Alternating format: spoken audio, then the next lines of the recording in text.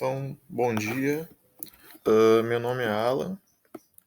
Então, nosso trabalho é intitulado Potenciais Interações Medicamentosas em Prescrições de Pacientes Internados em Programa de Atenção Domiciliar. Então, os componentes do nosso grupo são Arthur e Ramiro. Eles também são estudantes da graduação. E o Alberi, que é o nosso orientador e farmacêutico do GHC. Então, qual é a proposta do nosso trabalho? Então, os pacientes que são em acompanhamento pelo nosso programa de assistência domiciliar, o PAD, do GHC, geralmente possui, então, uma grande quantidade de medicamentos prescritos, variando de acordo com as suas comorbidades. Então, dentro dessa rotina, a interação medicamentosa pode surgir eventualmente. Ela é mais comum, então, em pacientes idosos que fazem o uso de polifarmácia, ou seja, uso de 4 ou mais medicamentos ao mesmo tempo. O objetivo do trabalho, então, é apresentar as possíveis interações medicamentosas graves identificadas na avaliação de prescrições de pacientes em atenção domiciliar. Então, falar um pouquinho sobre interações medicamentosas. Então, as interações medicamentosas clinicamente relevantes podem, então, afetar a segurança da utilização de medicamentos. As interações, então, podem ser classificadas de acordo com o grau de gravidade, podendo ser graves, que causam qualquer dano à saúde de forma irreversível, ou que cause um risco eminente à vida. Podem ser, então, moderadas, aquelas que possam levar a uma piora no estado clínico do paciente. E, por fim, as consideradas leves, quando ocorre interações pequenas que causam danos clínicos quase que irrelevantes ou são de muito baixo índice. Então, sem necessidade de alterações importantes no tratamento do paciente. Falar um pouquinho sobre o nosso programa dentro do hospital. O PAD, né, ele é o Programa de Assistência Domiciliar. Ele surgiu no ano de 2004, então desde 2014 ele é parte do programa Melhor em Casa do governo federal. Atualmente, então, ele possui uma população assistida de 427 mil habitantes na cidade de Porto Alegre. Ele tem a missão, então, de retirar pacientes do hospital com a finalidade de concluir seus tratamentos em domicílio, liberando, então, os leitos hospitalares e proporcionando mais conforto ao paciente.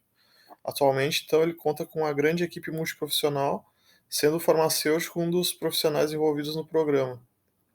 Então, o principal objetivo, então, é a gente finalizar aquele tratamento do paciente no domicílio com mais conforto.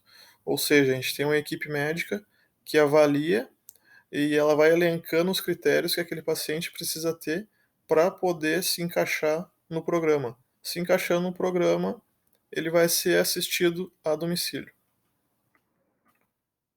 Então, qual foi a nossa metodologia do trabalho?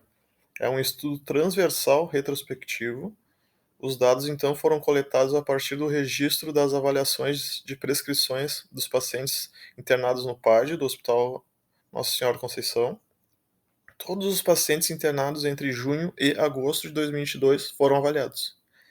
Toda a prescrição inicial do paciente internado no PAD é avaliada pelo farmacêutico. As demais variáveis de nosso interesse foram a idade, o sexo e o número de medicamentos prescritos ao paciente. As demais variáveis de interesse, então, foram. A gente utilizou a lista de medicamentos que eles utilizam, né? E através do aplicativo UpToDate, a gente usou a ferramenta LexComp, Drug Interactions, para buscar, então, as possíveis interações medicamentosas. Então, foram consideradas apenas as interações indicadas como graves, categoria X para análise. Então, o nosso projeto foi aprovado pelo Comitê de Ética e Pesquisa do GHC. Então, falar um pouquinho dos nossos resultados de discussão. Foram avaliadas, então, 152 prescrições no período. A maioria das pacientes, então, eram mulheres, 66,2%, com idade média de 66 anos, e a média de medicamentos por prescrição foi de 7. Em 25 prescrições, ou seja, 16,4%, haviam interações medicamentosas clinicamente relevantes. Então, as mais comuns foram clopidogrel com omeprazol, 28%, e formoterol com carvedilol, 20%. O médico prescritor, então, foi imediatamente alertado da interação e a terapia foi modificada em todas as situações identificadas. Falar um pouquinho sobre a nossa tabela de interações. Então, ali, como vocês podem ver, clopidogrel e omeprazol 28%, formoterol e carvedilol 20%. Em relação às potenciais interações medicamentosas, então, pode-se observar que algumas foram observadas repetidas vezes, como o caso da interação entre o clopidogrel e o omeprazol, que no caso representa 28% entre todas as interações. Falar um pouquinho sobre essa interação aí do clopidogrel e omeprazol.